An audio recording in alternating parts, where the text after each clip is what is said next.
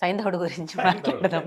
మీరంటున్న సైంధవుడు మేమంటలేము కానీ కిషన్ రెడ్డి గారు అంటున్న సైంధవుడిని రేవంత్ రెడ్డి గారే అభివర్ణించారు కాబట్టి ఆయన గురించి మాట్లాడదాం. అంటే కిషన్ రెడ్డి గారు కూడా తెలంగాణకు సంబంధించిన నాయకులే, తెలంగాణ వాస్తవ్యులే, తెలంగాణ తరపునే కేంద్ర మంత్రిగా ఉన్నారు ఆయన కూడా బీజేపీ పార్టీ నుంచి. ఆయన రాష్ట్రానికి రావాల్సిన, ఆయన సొంత రాష్ట్రమే కదా, ఆయనకు కూడా ఉంటుంది. అట్లాంటి ఆయన సొంత రాష్ట్రానికి రావాల్సిన నిధుల్ని కానీ ప్రాజెక్టులు కానీ ఎందుకు అడ్డుకుంటారు? అంటే నాకు పేరు వస్తుంది, నేను మంచి చేశానని, ముఖ్యమంత్రిగా నాకు మంచి పేరు వస్తుంది, కేసీఆర్కి రాదు అని చెప్పి కేసీఆర్కి పనిచేస్తున్నారు కానీ కిషన్ రెడ్డి అని గతంలో కూడా మాట్లాడారు. ఇప్పుడు కూడా ప్రాజెక్టులు అడ్డుకుంటుంది ఆయనే అనేది మాట్లాడుతున్నారు. ఎందుకు ఆయన ఎందుకు అడ్డుకుంటారు? విజిత గారు, మనం గతంలో కూడా కాంగ్రెస్ పార్టీ అధికారంలో వెళ్ళినప్పుడు కూడా బీఆర్ఎస్ అధికారంలో ఉన్నప్పుడు మనం మాట్లాడడం జరిగింది. కిషన్ రెడ్డి గారు తర్వాత కేసీఆర్ వాళ్ళ ఒక ట్రూప్ ఉంది, చిన్నజీఆర్ స్వామి, తర్వాత మయం రామేశ్వరరావు, ఇదంతా ఒక ట్రూప్. ఈ ట్రూప్లో వాళ్ళు గతంలో ఏమేమి చేసిండ్రు అనేది కూడా మనం గతంలో మాట్లాడడం జరిగింది.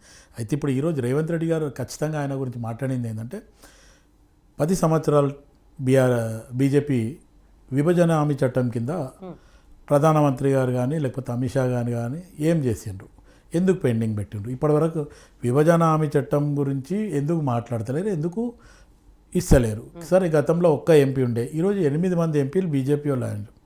కానీ దాన్ని ఉద్దేశంలో పెట్టుకున్నా ఈరోజు గతంలో టీఆర్ఎస్ బీఆర్ఎస్ ఉన్నప్పుడు ప్రోటోకాల్ పాటించలేదు, అటు ప్రధానమంత్రి వస్తే రిసీవ్ చేసుకోలేదు, లేదంటే గవర్నర్ వస్తే గవర్నర్ రిసీవ్ చేసుకోలేదు అనేది గతంలో ఉన్నమాట. కానీ ఈరోజు కాంగ్రెస్ పార్టీ అధికారంలోకి వచ్చిన తర్వాత ముఖ్యమంత్రి గారు కానీ ఉప ముఖ్యమంత్రి గారు కానీ ఖచ్చితంగా వెళ్ళి ప్రోటోకాల్ పాటించి, ఆఖరికి వస్తే ముఖ్యమంత్రి గారు వెళ్ళి ఒక సభలో ఇద్దరు గవర్నమెంట్ నిర్వహించిన సభలోనే బాడేబాయ్ అనడం కూడా జరిగింది. దానికి బీఆర్ఎస్ వాళ్ళు వీళ్ళు ఒక్కటే, లేకపోతే అవసరమైతే రేవంత్ రెడ్డి గారు బీజేపీలోకి పోతుండే అనేది కూడా ప్రచారం చేయడం జరిగింది. అయితే అప్పుడేమో టీఆర్ఎస్ బీఆర్ఎస్ కేసీఆర్ వస్తలేడు, అందుకే మేము నిధులు ఇవ్వట్లేదు, లేకపోతే ఏదైతే మీటింగ్స్ జరుగుతున్నాయో అక్కడ లేదు, ప్రోటోకాల్కి రాలేదన్న.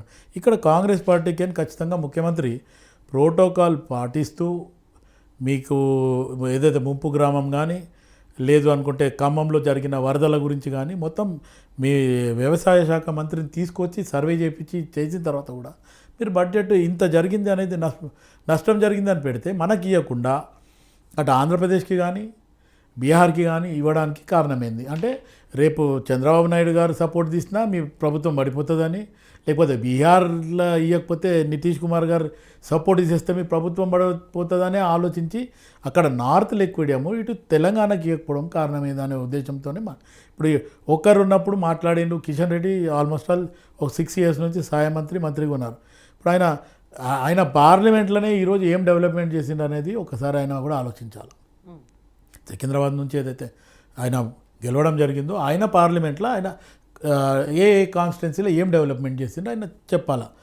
కానీ అది లేకుండా ఇప్పుడు వచ్చేదాని గురించి కూడా ఆయన రేపు పక్క నుండి, అంటే నరేంద్ర మోదీ గారికి బాగా క్లోజ్ అనో, లేకపోతే ఉన్న దాంట్లో అందరికంటే ఎక్కువ సన్నిహితం ఉంది అనే రకంగా ఉన్న వ్యక్తి ఇక్కడ మనం ఇచ్చిన ప్రాజెక్టులలో ఆయన అడ్డుపడుతుండనే ఉద్దేశంతోనే ఈరోజు రేవంత్ రెడ్డి గారు మొత్తానికి కిషన్ రెడ్డి గారు అట్లా అనడం జరిగింది. రాష్ట్ర ముఖ్యమంత్రిగా అడగాల్సిన బాధ్యత రేవంత్ రెడ్డి గారికి ఉంటుంది, ఇవ్వాల్సిన బాధ్యత ప్రధానమంత్రి మోడీ గారికి ఉంటుంది. మధ్యలో కిషన్ రెడ్డి అడ్డుకుంటే మాత్రం మోడీ గారు ఇవ్వాల్సిన ఆపుతారా? అంటే ఇప్పుడు ఎట్లుంటుంది అంటే విజిత గారు, మనం ఎవరైతే నా మనిషి అనుకున్నప్పుడు ఆ మనిషి చెప్పినప్పుడు ఖచ్చితంగా వినడం అనేది ఒకటి ఉంటుంది. ఎందుకంటే డైరెక్ట్ ముఖ్యమంత్రి అడగగానే ముఖ్యమంత్రికి ఇస్తా అని చెప్పినప్పుడు కిషన్ రెడ్డి గారు వెళ్ళి అక్కడ ఏమైనా ఫింగరింగ్ చేస్తే మటుకు అది ఇచ్చేది ఇవ్వచ్చు, కానీ లేట్ జరుగుతుంది. అది మళ్ళీ తర్వాత అటు తిరిగి మళ్ళీ అది ఆ పాయింట్ అనేది మళ్ళీ కిషన్ రెడ్డి దగ్గరికి వస్తుంది. ఆ కిషన్ రెడ్డిని ఇప్పుడు ఇది ఫింగరింగ్ చేస్తుండు అనే ఉద్దేశంతోనే ఈరోజు రేవంత్ రెడ్డి గారు ఆ మాట మాట్లాడడం జరిగింది. ఈరోజు నిజంగా కూడా కిషన్ రెడ్డి అయినా సరే, ఇప్పుడు మొన్న కొత్తగా అయిన బండి సంజయ్ కూడా మంత్రిగా సహాయ మంత్రిగా అయింది కాబట్టి ఆయన వీళ్ళు ఆలోచించి గతంలో మా పరిస్థితి ఏంది, మొత్తానికి వాళ్ళు ఇంకా కలలు అంటున్నారు ఏంటంటే వాళ్ళ ఉన్న పార్టీలోనే లుకలుకలు ఉన్నాయి. ఇప్పుడు మొన్న జరిగిన మా పార్టీలో మాది చాలా పెద్ద ఓషన్ ఫ్రీడమ్. ఇప్పుడు వాళ్ళ దగ్గర 8 మంది 10 మంది ఉన్న వాళ్ళే ఇంత కొట్లాడితే మరి మా దగ్గర పెద్ద సముద్రంలో అయితే ఇంకా చాలా ఖచ్చితంగా గొడవలు ఉంటాయి కదండి.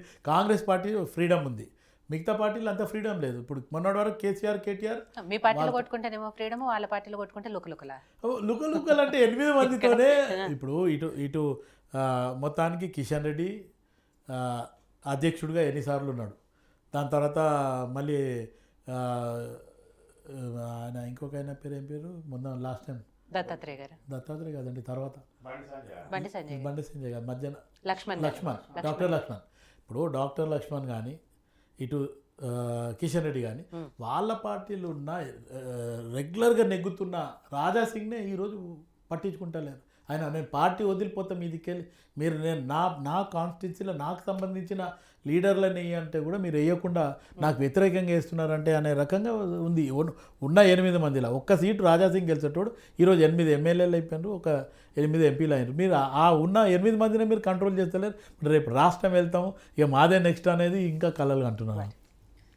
వేణుగోపాల్ గారు, కేంద్రం నుంచి రాష్ట్రానికి మేము అన్ని ఇచ్చాము, ఇన్ని ఇచ్చాము, అన్ని లక్షల కోట్లు ఇచ్చినాము, ఇన్ని లక్షల కోట్లు ఇచ్చినాము అని చెప్పి మీరేమో బీజేపీ నాయకులంతా బుక్కులు పట్టుకొని తిరుగుతారు.